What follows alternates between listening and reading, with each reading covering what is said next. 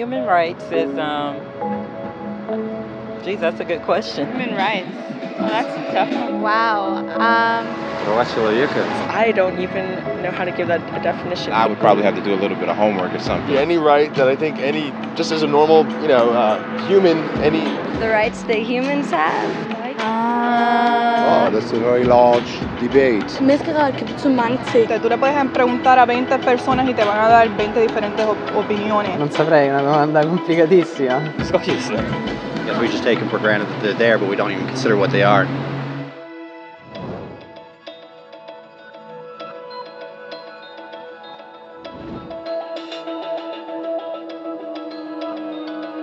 Human rights are the rights you have simply because you're human.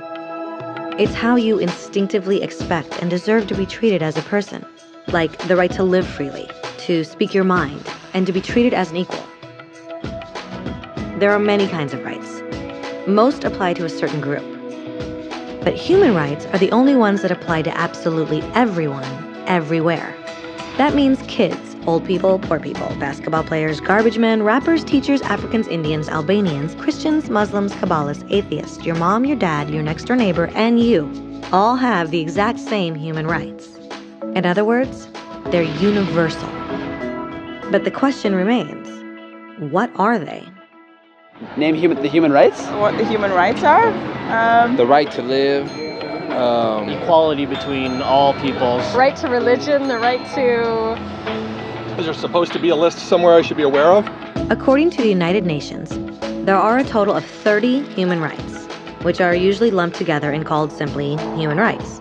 They're all listed out in the Universal Declaration of Human Rights, which is the world's most widely accepted document on the subject. But it was a long time in coming. At first, there were no human rights. If you were in with the right crowd, you were safe. If you weren't, well, you weren't. But then a guy named Cyrus the Great decided to change all that. After conquering Babylon, he did something completely revolutionary. He announced that all slaves were free to go. He also said people had the freedom to choose their religion, no matter what crowd they were a part of. They documented his words on a clay tablet known as the Cyrus Cylinder. And just like that, human rights were born.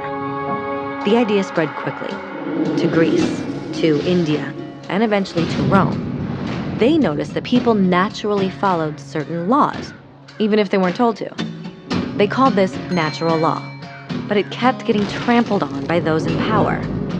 Not until 1,000 years later in England did they finally get a king to agree that no one can overrule the rights of the people, not even a king. People's rights were finally recognized, and they were now safe from those in power. Kind of.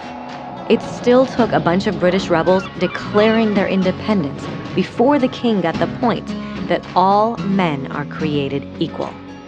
Which isn't to say he liked the idea, but he couldn't stop them, and America was born. The French immediately followed with their own revolution for their own rights. Their list was even longer, and they insisted that these rights weren't just made up. They were natural. The Roman concept of natural law had become natural rights. Unfortunately, not everyone was so thrilled. In France, a general named Napoleon decided to overthrow the new French democracy and crown himself emperor of the world. He almost succeeded. But the countries of Europe joined forces and defeated him. Human rights was again a hot topic. They drew up international agreements, broadly granting many rights across Europe. But only across Europe. The rest of the world somehow still didn't qualify. Instead, they got invaded, conquered, and consumed by Europe's massive empires. But then a young lawyer from India decided enough was enough. His name was Mahatma Gandhi, and in the face of violence, he insisted that all people of Earth had rights, not just in Europe. Eventually, even Europeans started to agree. But it wasn't going to be that easy. 2 world wars erupted. Hitler exterminated half the Jewish population of Earth in horrifying Nazi death camps. And all told, 90 million people died. Never had human rights been so terrifyingly close to extinction. and never had the world been more desperate for change. So the countries of Earth banded together and formed the United Nations. Their basic purpose was to reaffirm faith in fundamental human rights, in the dignity and worth of the human person. But what were human rights? Were they the proclamations of Cyrus, the natural laws of Rome, the declarations of France? Everyone seemed to have a slightly different idea of what human rights should be. But under the supervision of Eleanor Roosevelt, they finally agreed on a set of rights that applied to absolutely everyone. The Universal Declaration of Human Rights.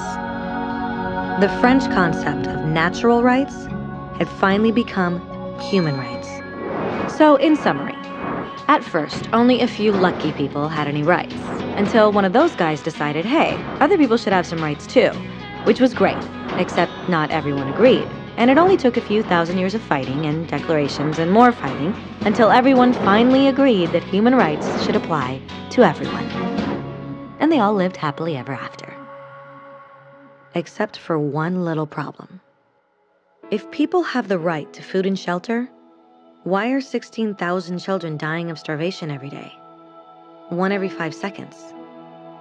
If people have freedom of speech, why are thousands in prison for speaking their minds? If people have the right to education, why are over 1 billion adults unable to read? If slavery has truly been abolished, why are 27 million people still enslaved today? More than twice as many as in 1800. The fact is, when it was signed, the Universal Declaration of Human Rights did not have the force of law.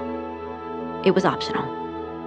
And despite many more documents, conventions, treaties, and laws, it's still little more than words on a page. So the question is, who will make those words a reality? I have a dream today. When Dr. King marched for racial equality, he was marching for rights that had been guaranteed by the United Nations for almost 2 decades. But still, he marched. When Nelson Mandela stood up for social justice in the 1990s, his country had already agreed to abolish such discrimination for almost 40 years. But still, he fought. Those who fight today against torture, poverty, and discrimination are not giants or superheroes. They're people. Kids, mothers, fathers, teachers. Free-thinking individuals who refuse to be silent. Who realize that human rights are not a history lesson. They're not words on a page. They're not speeches or commercials or PR campaigns. They are the choices we make every day as human beings. They are the responsibility we all share to respect each other, to help each other, and to protect those in need. As Eleanor Roosevelt said, where, after all, do universal human rights begin? In small places close to home. So close and so small that they cannot be seen on any maps of the world. Yet they are the world of the individual person, the neighborhood he lives in, the school or college he attends, the factory, farm, or office where he works. Such are the places where every man, woman, and child seeks equal justice, equal opportunity, equal dignity without discrimination. Unless these rights have meaning there, they have little meaning anywhere.